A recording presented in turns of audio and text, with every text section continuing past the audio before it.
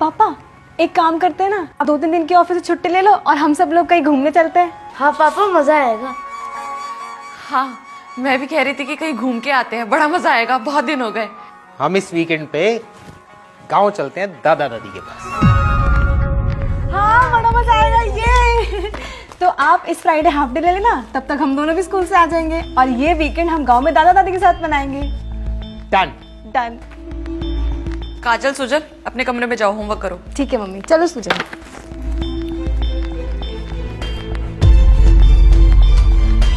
आप भी हाथ मुंह धो लीजिए, मैं खाना लगा देती हूँ। 1 मिनट, क्या हुआ? होना क्या है, कुछ नहीं हुआ। तो अचानक बच्चों को कमरे में भेज दिया और ठीक से बात भी नहीं कर रही हो। तो कैसे करूं? अगर मेरा बात करने का तरीका पसंद नहीं है ना तो मत करो मुझसे बात। अनीता, चिल्लाओ मत।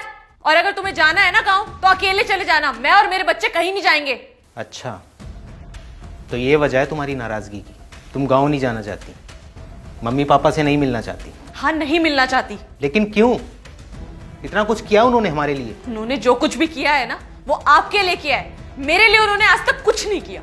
तुम्हें तुम्हारे हिसाब से जीने की आजादी थी तो उन्होंने किया ही क्या है तुम्हारे लिए? तुम्हारे लिए अपने बेटे का त्याग कर दिया उन्होंने, तो किया ही क्या है तुम्हारे लिए? ये प्रवचन देने की मुझे जरूरत नहीं है, सब पता है मुझे कि किसने क्या किया है, किसके लिए किया और कितना किया है। सुविधा के नाम पर क्या है गांव में? बताओ ना मुझे, क्या है गांव में? धूल मिट्टी पसीना, ना एसी है ना कूलर है, चूल्हे पे खाना बनाना पड़ता है सो अलग। लेकिन आपको इन सब बातों से क्या फर्क पड़ता है? रखा ही क्या है गांव में? क्या कहा तुमने? रखा ही क्या है गांव में? गांव में मेरा बचपन रखा हुआ है जो अक्सर मुझे बुलाता है, लेकिन जिम्मेदारियों के बोझ से लदा हुआ तुम्हारा ये पति कभी जा नहीं पाता। गांव की वो गलियां जहां खेल कूद कर मैं बड़ा हुआ, गर्मी के वो थपेड़े, धूल मिट्टी जिसे खाकर मैंने जीवन की कठिनाइयों से लड़ना सीखा, चूल्हे का वो खाना जिसे खाकर मैं जवान हुआ। तुमने ठीक कहा, गांव में ना कूलर है ना एसी, लेकिन गांव में नीम की ठंडी छांव है। भले ही गांव में कोई सुविधा ना हो, लेकिन शहर जैसी कोई दुविधा नहीं है। और सबसे बड़ी बात, गांव में मेरे माता पिता हैं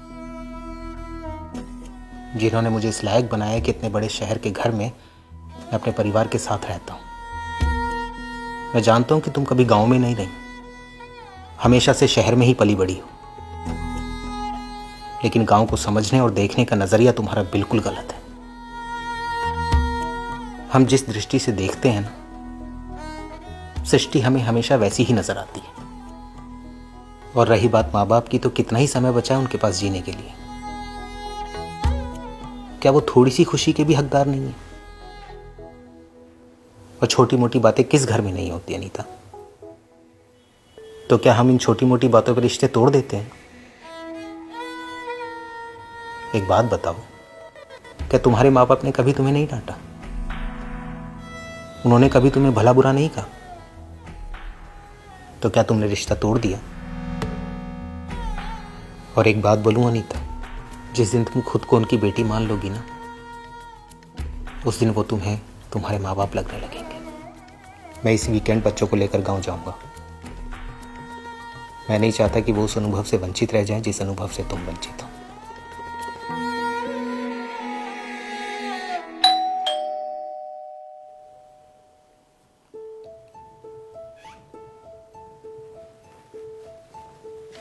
सर ये आपका कुरियर, सर ये साइन कर दीजिएगा। Thank you sir.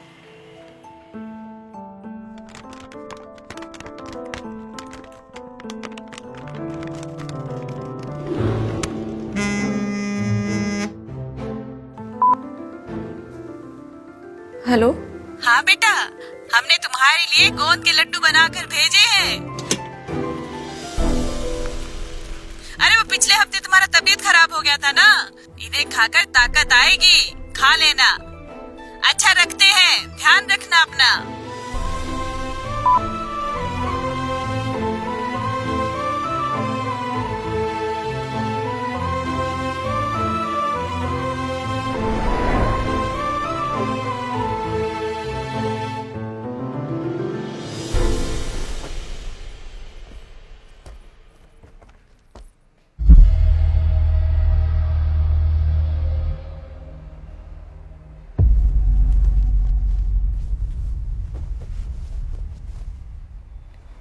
हम गांव के लिए कब निकल रहे हैं?